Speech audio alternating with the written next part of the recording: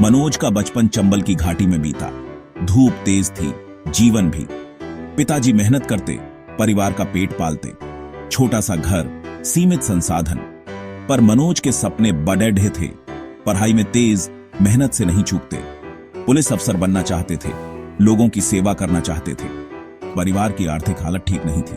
पिताजी किसान थे, मेहनत बहुत करते, पर आमदनी कम होती। मां घर संभालती, बच्चों को पढ़ाती। मनोज समझदार थे, पढ़ाई के साथ साथ पिताजी का हाथ भी बंटाते। चंबल में डाकुओं का खौफ था, लोग डरते थे।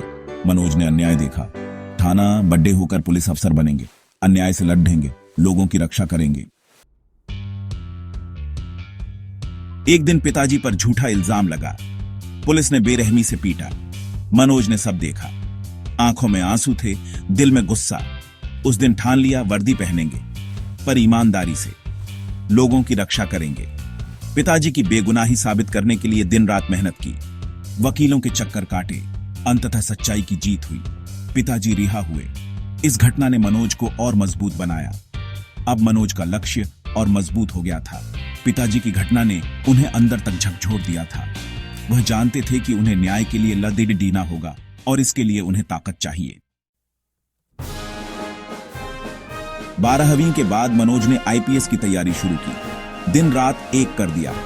पहली बार में सफलता नहीं मिली, निराश हुए, पर हार नहीं मानी। गलतियों से सीखा और मेहनत की। दूसरी बार फिर से परीक्षा दी। इस बार भी सफलता हाथ नहीं लगी। घर वालों को चिंता होने लगी, पर मनोज को खुद पर भरोसा था।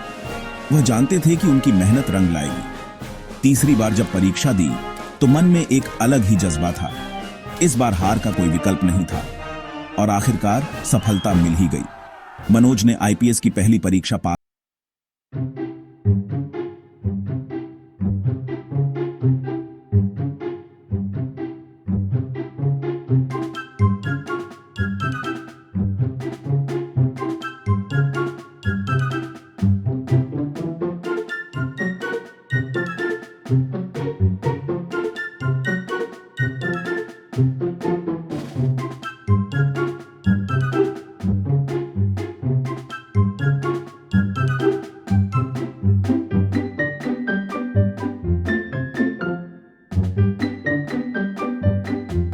निडर पुलिस अफसर बनेंगे।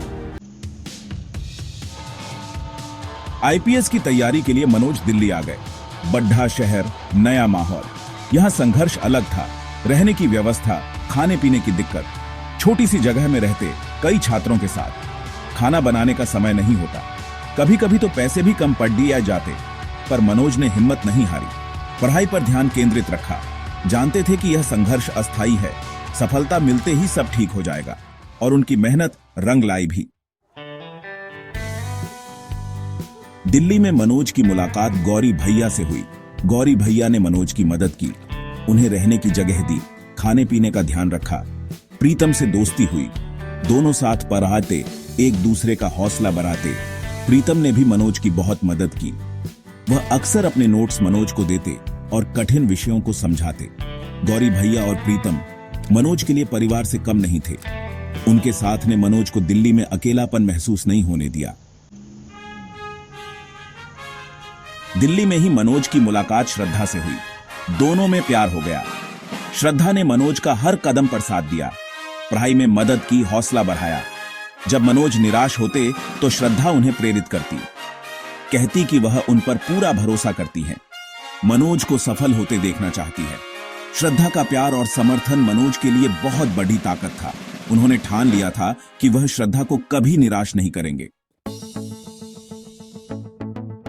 और आखिरकार वह दिन आ ही गया। जब रिजल्ट आया तो मनोज का नाम टॉपर्स लिस्ट में था। खुशी का ठिकाना नहीं रहा। मां बाप का आशीर्वाद, दोस्तों की शुभकामनाएं। मनोज ने आईपीएस की ट्रेनिंग पूरी की, उन्हें वर्दी मिल गई। सपना सच हो गया। वह अब आईपीएस मनोज कुमार शर्मा थे, चंबल का एक साधारण लड़ेडी का, जिसने अपनी मेहनत और लगन से सब कुछ हासिल कर लिया था। मनोज ने ठान लिया था कि वह अपने पद का इस्तेमाल लोगों की सेवा के लिए करेंगे। वह अन्याय के खिलाफ लड़ेंगे और लोगों को न्याय दिलाएंगे। आईपीएस बनने के बाद मनोज ने अपने गांव का रुख किया। चंबल की वही धूप, वही लोग, पर आज नजारा कुछ अलग था। आज मनोज एक सफल व्यक्ति बनकर लौटे थे, एक मिसाल बनकर। मनोज की कहानी चंबल ही नहीं बल्कि पूरे देश के युवाओं के लिए प्रेरणा है। उनकी कहानी बताती है कि अगर मन में कुछ कर गुजरने की चाह हो तो कोई भी मुश्किल आपको आपके लक्ष्य से नहीं रोक सकती। मनोज की कहानी संघर्ष, साहस और सफलता की कहानी है। यह कहानी हमें सिखाती है कि जहां चाह वहां राह।